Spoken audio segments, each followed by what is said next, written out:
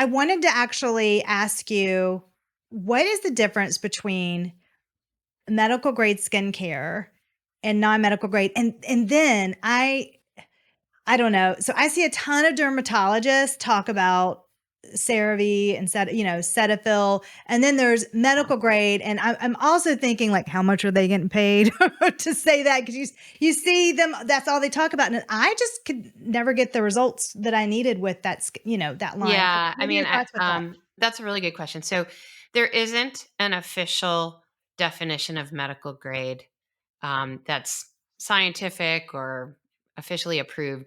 There's my definition is Okay. that the company that makes a medical grade product has actually done laboratory studies that prove that the ingredient and the percentage of that ingredient that they say is in it is actually in it.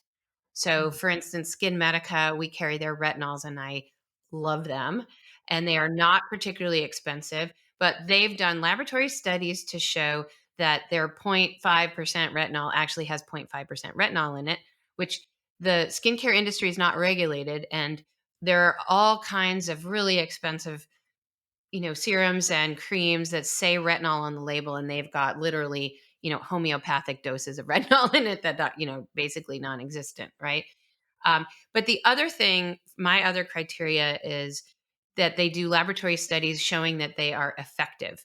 So that same, company that makes that retinol, they've done laboratory studies showing that the effectiveness of their zero point 0.5 retinol is equivalent to a zero point zero 0.05 prescription tretinoin, and they've published those studies. Okay, so Okay. Yeah. so for instance, Senté did a whole bunch of studies of their serum, and their serum is so effectiveness in decreasing redness that they actually published studies that got their serum approved by the National Rosacea Society for the treatment of rosacea. Okay, Oh, wow. that's my definition. There's no official definition, but that's the one that I think is worth using. And Is so, is that your sorry, favorite brand for rosacea? yeah. So the Sente makes. You want the cool background on Sente? So Yeah. um, this is my version. This is not an official published version of the origin of Sente, but Sente basically hired away the chief scientist from Skin Medica a number of years ago, and she worked on these molecules inside your dermis called glycosaminoglycans. They're like these giant sugar molecules in your dermis, and the way I think about them is that they're like the jello of the dermis. They keep your dermis kind of soft and supple. And as you get older, you don't just lose collagen and elastin, you lose those glycosaminoglycans as well. Anyway, so this scientist figured out how to make an analog of those molecules that was small and the right shape and polarity so that it would get absorbed into the dermis, because normally if you put those molecules on your skin, you just don't absorb them. Okay, so anyway, she figured out how to do that, and she put that into a serum, and they did all this testing. And so not only did it plump the dermis and make it soft and supple, but it increased collagen, it increased elastin, and it also decreased pigment and decreased redness. And so it's like this crazy amazing, like, how is that possible, right? And then a few years into it, their dermal repair cream got certified by the National Rosacea Society. This was maybe earlier this year, maybe 5 or 6 months ago. I am really excited. Well, the reason why I'm personally just selfishly asking that is because I'm 47 and I've never had rosacea in my life. And then after I had my baby, he's only 16 months. So I had him later in life. I woke up, rosacea hit my face, just literally woke up one day. And it has been, I have it under control right now, but wow, I have such empathy now for people who are going through that. And I know it's chronic. There's not like a cure, but there's some things that I have taken internally too that have made a big difference in the inflammation. And I believe it's internal and external factors. It's a great option for it. Does both anti-aging and anti-redness, so it's kind of a nice bonus. Little combo. Thanks for telling me about that. I love your background. It's very unique that you also have the history with breast cancer. I'll let you tell your history with that and how Okay. that came from that industry to the industry that you crossed over now to aesthetics. But I found that I was like, oh, wow, that is so fascinating. And then where you're at now. Yeah. So I'm a radiologist by training. I worked in breast imaging for 16 years. Um, and I, read mammograms and ultrasound MRI, did a lot of biopsies all day long, diagnosed breast cancer. That was my reason for being. And I did that for a very long time. And then about 10 years ago, maybe 11 years ago now, I had friends who are OB-GYNs who were retiring, and they had been doing aesthetics in their practice. And they encouraged me to get into it. They just said it was the best part of their practice, that, they said, Kate, it's right up your alley. It's all doing needle procedures and talking to women all day, but you make them happy. And I'd been diagnosing breast cancer. I never really made people happy. I could get them through it, but um, so I followed them around for a day, and I just loved it. It was super fun, and it was a way to use your medical training and knowledge, but to do something positive and happy for people. So it was a That's nice true. change. So yeah, so I looked around for a training course to do, and I thought, well, if I like it, maybe I'll do some more, and if not, maybe I'll just get some CME and call it good. But then the very first day of the first training course I did was all on laser physics. And radiologists are physics geeks, like true to the core, and I just loved that. I just loved it. And everything, the rest of that whole thing, I just thought, oh, this is really interesting. And so I kept going with it and did a bunch of training, and one thing led to another. And I decided to go for it. And so that was 10 years ago. And it's just been my passion ever since. I also on the I don't want to say on the side, but I own a thermography business. So we work with radiologists, so I understand that. And so it's funny because so we do that, but also, and I can see people with their, their skin conditions right away too. And you can just instantly gratify somebody. You can fix their skin problem.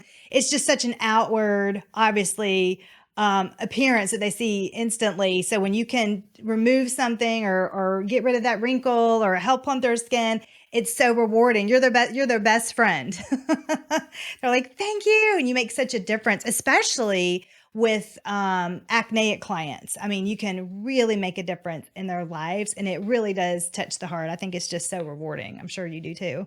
Yeah, I think that when you can feel really great and confident in your skin, it makes a huge difference for people. So, I mean, I'm somebody, I don't wear makeup. I don't, as I said, I don't have any filler in my face. I just got out of the shower basically.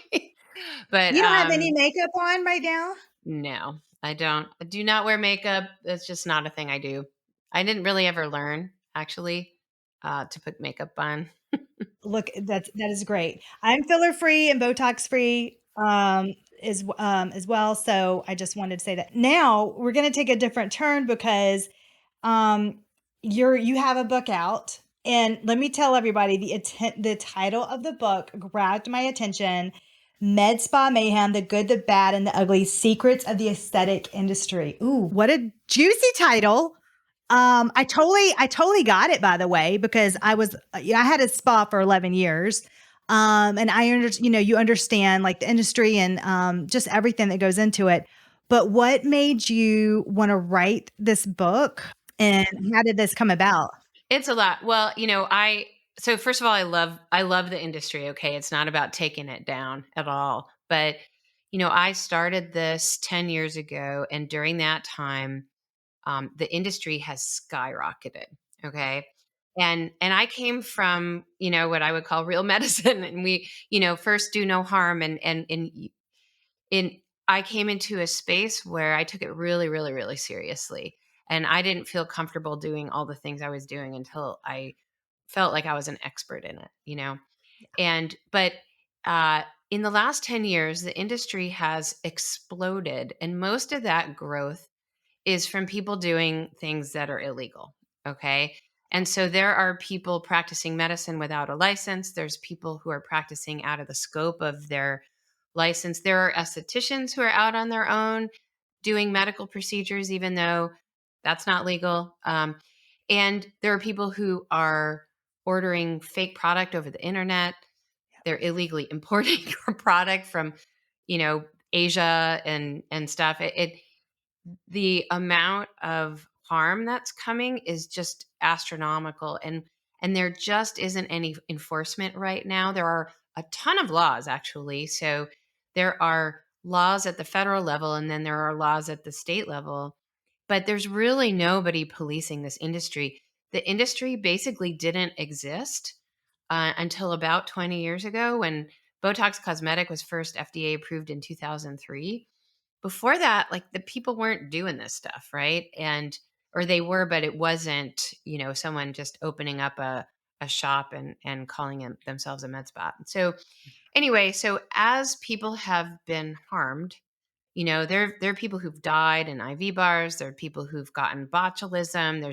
I mean, it's, you know, people have gotten rip roaring infections because they've gotten tainted product injected in them that was illegally purchased. So there's no knowledge. I think that people, participants, you know, patients, clients, consumers really would want to know that they're going to a place like that, but it's not easy to tell.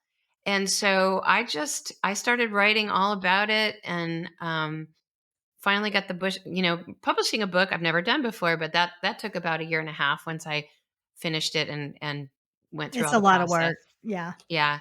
And I started my own podcast to just talk about all these issues because there's just so much more to say. There's constantly ongoing new stories in the news. And so I just felt like, you know, going direct to consumers and educating them is what I wanted to do. You know, I don't know that I could ever change the political landscape or pass any laws because I'm just little old me, but I can educate people. That's kind of what I'm good at. So, You know, I remember, especially during COVID. So I'm in South Carolina. So our governor, you know, shut us down for, I think it was 6 to 8 weeks. I can't remember, but I couldn't believe how many estheticians that I knew that were like, "Oh, I'll just do your services at home." And I thought, "No, no, no, no. That is illegal in our state. That is not regulated. That scares me to death." I was like, "I'm not doing, like, everything's gonna be, we'll just wait till open up." But and then I also knew of another esthetician who was trying to do microblading without a doctor, just all these little things. So when you're talking about this, it just reminds me, I'm like, "Yep, I know this, I know that." And it's scary out there. You really need to know who you're going to. So how did you do your research for the book? Is it personal experience? Like, you knew of somebody that was doing that, or you were reading articles, or where did the research come from? yeah, I mean, all of that. I mean, a lot of it is personal experience. Some of it is just memoir. I do tell my own story of how I got here, um, and then a lot of it is other doctors across the country who report all these crazy things. I mean, there's one. So one doctor in Oklahoma told me about a nurse there. She's a nurse practitioner, actually, who uh, a little over 3 years ago lost her license for doing all these illegal things, um, and but just never stopped doing it. Right. So she's still practicing. She still has a med spa. She's still. So I'm like, well, you know, you can't report, you can report this to the nursing board, but the nursing board just says, well, we already took away her license. What else do you want us to do? Right. And law enforcement's not arresting her.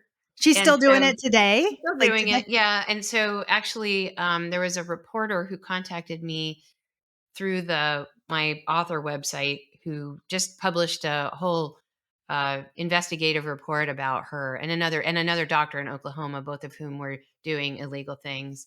But you know, just because someone gets reported on doesn't mean that anything actually happens to them. There's another doctor here in Seattle who I did a podcast episode on. The attorney general of Washington state sued him for all these illegal practices, and he ended up paying $5 million in fines, but he's also still in practice. You know, nothing happened to him really.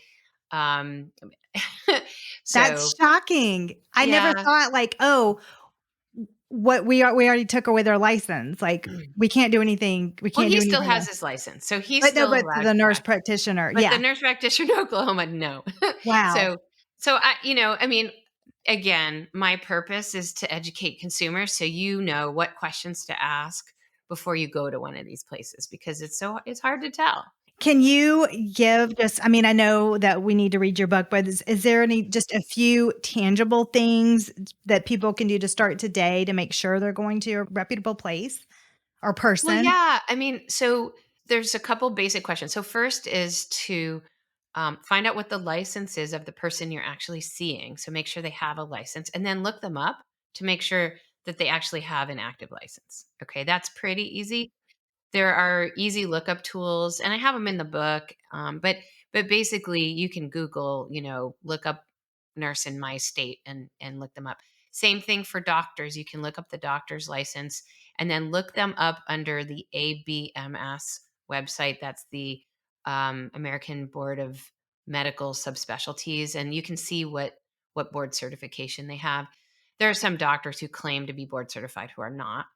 Um, and then the find out who the medical director is and ask to have an appointment with the medical director.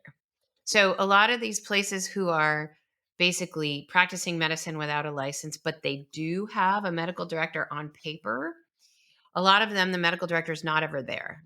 And so they're not really doing any oversight, right? So that's illegal, right? You can't, you're an esthetician, you can't practice medicine without a medical. Well, you can rent somebody's license. Well, so if you ask to get an appointment with the medical director, a lot of places will say, "Oh, sure, they might be booking out a little bit, but they can, see you." A lot of places will say, "Oh, we're sorry, we don't. He doesn't actually come. He doesn't see patients, but he's always, of whatever. He's our medical director." And um, I would argue I would not go to any place like that because that means that they don't really have one. That is very common. I'm glad you pointed that out. I know exactly what you're talking about. Very common. And so those are the big things. I mean, there's a lot of other things that are really much harder to figure out. Like, where are they getting their product? Are they ordering it legally or not? If you ask them, they'll just say they are, right? Well, you can ask to see the vial when they're drawing it up, if it's Botox. The problem is that, if it's a fake Botox, you might not be able to recognize that. But you can at least look at the lot number and the expiration and make sure it's not expired and make sure it's all in English. There was there was one guy in Texas who was arrested. He was practicing medicine without a license, had no license at all. And when they arrested him, they found that the Botox bottle that he had, all of them were written in Turkish. So he was illegally importing from Turkey somehow. Don't know how he did that, but Wow. and he, by the way, got out of jail and then went right back and opened his med spa back up. So he's also, as far as I know, still practicing. That's just mind blowing. I was just thinking of at the beginning of this conversation, you were saying there was I think you mentioned there was some type of Botox and it had, I forgot what the effect it had on that person, but you just have to look, or it was some kind of injectable that you mentioned. Yeah, there's one woman that I interviewed for the podcast, and this happened. I didn't know about this when I wrote the book, but she went to an unlicensed med spa in California, and they injected her with a fake equivalent of Kybella, which is a fat dissolving injectable. And they ordered it off of Alibaba and it was contaminated with mycobacterium. And she got a rip roaring, flesh eating bacteria that almost killed her. And she was in the hospital for like 3 months.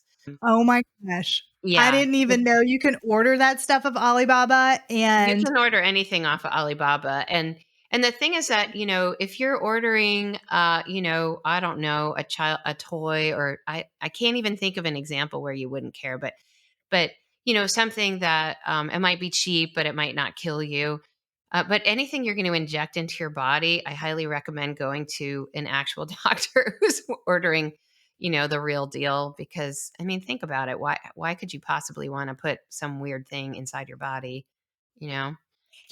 what I was thinking of, I was thinking, okay, how could you know if they were getting the supplies from that supplier. It reminds me of, I had a thought. It reminds me of when I did, I did a lot of hydrofacials. And so we were one of the larger accounts. So you could call hydrofacial, and I'm just using that as a brand because I'm very familiar with it. And then you could ask to speak with the local rep and see, are they really, or, are they a high producer because they're doing this? And then that really lets you know they're using that product and they're spending the money. And I was one of their top tier. So you knew I was actually using their products. So that could be. Do people use, so I also, we do a fair amount of hydrofacial in my practice, Mhm. and I are there fake hydrofacial serums and stuff? Because I don't actually know about that. Yes, because I would get so upset. I even called my rep a few times. I'm like, this person is advertising a hydrofacial, and it wasn't a hydrofacial. It was something that was not a hydrofacial. And it looked, and then the average consumer did not know the difference. It had the same, like, similar, very similar branding. It was like very just it was good. Like, they had it down. So, you had to really be educated on it. But what you So they can't were do, marketing that as hydrofacial as opposed to Diamond Glow or one of the other brands. and a lot of times they will do this, they'll market it as hydrofacial, the O instead of the A, and that one little bit, the average person is not gonna know the difference. Well, I totally know what you're talking about. So we had a lot of this is actually in the book. There's a place in the general area that always had a Groupon for Juvederm in it. And it was, I'm like, how do they keep offering this Groupon? That they offered this for years. And the Allergan rep told me, oh, they don't actually even order any Juvederm. They haven't ordered Juvederm in years. I'm like, well, how are they doing a Groupon then? Well, so what happened is you'd buy the Groupon, you walk in, and there was a sign that said, why rent when you can buy? And this particular place would upsell them to Bellafill, which is a permanent filler that's made out of basically plastic. And I would argue should never be injected in a human, but it is FDA approved. So it's not illegal to do this, but just a bait and switch, right? So, oh, you don't want that. You want this Bellafill stuff. And they would upsell them to many thousands of dollars worth of Bellafill. And I'm like, it's just, total bait and switch tactics. I would definitely say red flag if there's a Groupon. I just don't do any, if there's a Groupon, maybe for a restaurant, go out to eat, or maybe like some mini golf. I think of like little cheap activities that I'm even kind of weary on the restaurants because you're eating that, but maybe like a movie or mini golf, right? And Yeah. definitely not beauty treatments. It also tells me, this is what I think about the Groupons and sales. Okay, this is my personal opinion, is that business is relying on that to get people in the door. They haven't built their business up to that level, because I don't think you need to have Groupons or all that to build your business. And then, like with my business, I'm sure the same. I would build my business with that client, and she would tell her girlfriend, and they would tell their, so it was referral based. And then I built, I would just have a really good reputation in the community. And that takes effort and work and community. And I think those three, 100%. yeah. And I think those, Absolutely. Same yeah. thing. That's what we've done. I mean, I've done everything. We've just grown organically. Um, and we don't spend money on Google ads or Facebook ads or anything like that. And just building trust, and people will come back. And then, with Groupon, I don't think that people necessarily understand the economics of Groupon, but Groupon takes 50% of whatever it is you're charging for the thing. And so if you're already discounting it, then Groupon takes half that. And so you're left with this tiny amount of money. And if you're talking about an expensive thing like Botox or Juvederm with expensive providers, whether it's a nurse or a doctor, there is absolutely no way that place can possibly do that for any amount of time, or it that all that is just a massive loss, right? So how are they absorbing that? Either they're using fake product, or they're somehow, faking you out or upselling you somehow in order for that to pencil out. Otherwise, you'll just go under if you did that. I 100% agree with that for sure. I wanted to ask you a couple more questions. So, you are in the medical industry right now. What are you seeing as some emerging trends in the medical industry right now? In aesthetics in particular. Or whatever, yeah. Yeah, that's a tough one. So I'm going to say there's always a new trend. I would say probably the newest thing that's still got a lot of traction is probably exosomes. Yes. There's a lot of people talking about exosomes. So, and there's a lot of good and bad and ugly in exosomes. So, and it's a really kind of complicated topic, but let's just say when I was in medical school, a very ridiculously long time ago, we didn't know about exosomes. We thought one cell would secrete a growth factor and it would hit another cell and tell it to do something. Okay. So about 20 years ago, we discovered that that's not really what's happening. Instead, the one cell is secreting a little exosome. It's a little packet of signals, not just one, but a little packet. And it goes and hits the other cell and says, hey, do something. Right. And so in aesthetics, we're always trying to harness, growth factors and stuff to create new collagen to stimulate healing and all that. Well, so all these places are offering different kinds of exosomes to do that. And my issue with that is that so first of all, there are no exosomes that are FDA approved. Okay. So you should never be injecting exosomes ever in a human. Okay. But so there are different kinds of exosomes, and it really depends on what kinds of cells are making them. And let's just say there are cells that make a mix of good and bad exosomes. So you might have an exosome that says, hey, heal, but you might have one that says, hey, just make a lot of inflammation. Okay. So they're not all good. And so there are a number of exosome products that are really poor quality. They may not even be intact. They don't really have much an effect. They're not really approved. They should never be injected in humans. And then there are some that are really good. So there's one company called Rion that was founded by these researchers at Mayo Clinic, and they use platelet derived exosomes. And platelet derived exosomes have a lot of data behind them, and they're like um, very positive, happy exosomes, and they do really good things. And they're generally always a healing signal. So that's the kind that we use, and it's just a topical. It's not injected in anybody, but they do have like a take home, topical for cosmetic use product that I think is phenomenal. So I really like that product, but I think a lot of them are just a bunch of hooey and they don't actually do anything. It's so funny that you said that because I was literally on a webinar about exosomes. The brand was Plated. I don't know if you've heard of that brand. Yeah, that's the one that we use actually. Oh, is it? Yeah. Okay. Well, I thought it was an excellent presentation and just the science and the delivery. So that's so good. I'm glad. And so I'm gonna reach out to them because I'd love to have them on the show. But and I saw obviously their before and after pictures. Okay, so you're having a good experience. Yeah, it's actually been so I've been researching because they've been around for a couple years and people start touting them before there's actually enough science, right, to support it. And then so all the ones I'd learned about, I'm like, well, that's not ready for prime time.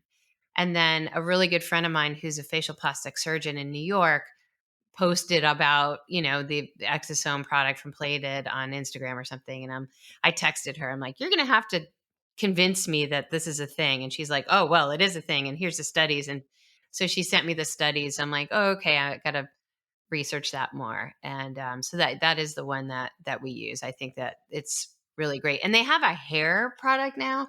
Yeah, I saw that. I personally think has saved my hair. So, at 56, a lot of maybe your audience might be perimenopausal perhaps or post, and our hair gets thinned out as we get older, and if you have any thyroid and a lot of issues. But I swear to God, I've tried everything, and I think the Plated's made a huge difference in my hair. So I use that religiously as well. But Do you do LED on your hair too? I'm using the Soluma. They sent me their their LED hair helmet. I look ridiculous. My husband's like, oh my gosh. I don't. I think that it's a lot to ask of someone to do that for, 15 or 20 minutes a day. I don't think that people are going to do that. I think the compliance of that work is going to be really low.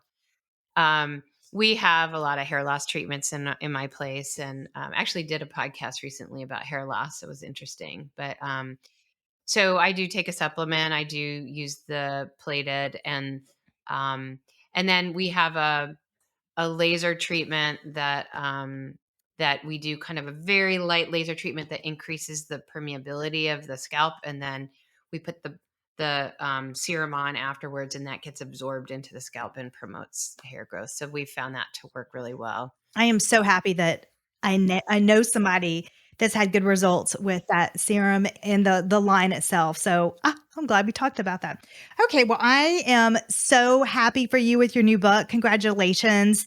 And Thank you. why should somebody read this book and where can they get it?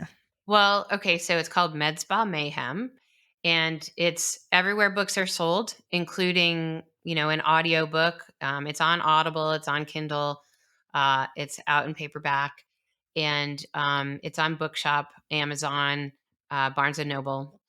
And why should you read it?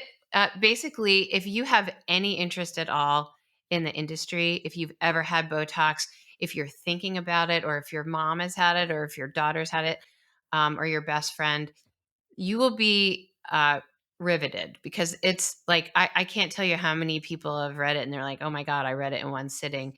I had no idea. And it will really, really help either just inform yourself or any of your friends or loved ones who've ever gotten Botox, to make sure you're going to a place that will make you look amazing and not give you botulism. Oh, well, that's a good point. Yes. Well, thank you so much. And where can everyone find you on with your podcast, name of your podcast, and wherever you would like for them to find you at? Yeah, so the podcast is also called Medspa Mayhem. My website is drkated.com. So it's drkatede.com. And the podcast is on Apple, Spotify, pretty much everywhere you listen to podcasts. And then I'm in Seattle, and my spa is called Glow Medspa, and our website there is glowspaseattle.com. Great. And we're in talks, but I hope to be on your podcast as an esthetician. Yeah, that would be fantastic. I'd love I would to love have to. you. That would be great. Well, thank you so much. It was an honor to have you on the show, and you have just made awareness for a lot of people. And I'm so excited to read your book. Well, thanks so much for having me. Thank you. Hey there. Are you just spending hours researching skincare products, scrolling through endless reviews, and you're still feeling overwhelmed by all the choices that are out there? I remember when I used to spend hours at Ulta and Sephora testing products, thinking that I had finally found the magic thing that would give me that glowy skin I always wanted. But you know what? Despite spending countless hours and not to mention tons of money, my skin was still struggling and my routine was starting to feel more like a chore than self-care. The time I spent on this, it wasn't giving me the glow I wanted. Instead, it was honestly stealing from my peace of mind. I want you to know that you don't have to feel lost in your skincare journey anymore. I'm here to help you create a personalized routine that works for you. Through my skincare coaching, we'll map out the steps that will lead to real results without the overwhelm. I've helped countless clients simplify their routines, focus on what really works, and finally feeling confident in their skin again. So if you're ready to stop wasting time and energy on guesswork, visit lindsayholder.com/coaching to learn how I can help you achieve the glowy, healthy skin you deserve. That's lindsayholder.com/coaching, spelled LINDSEYHOLDER. See you there.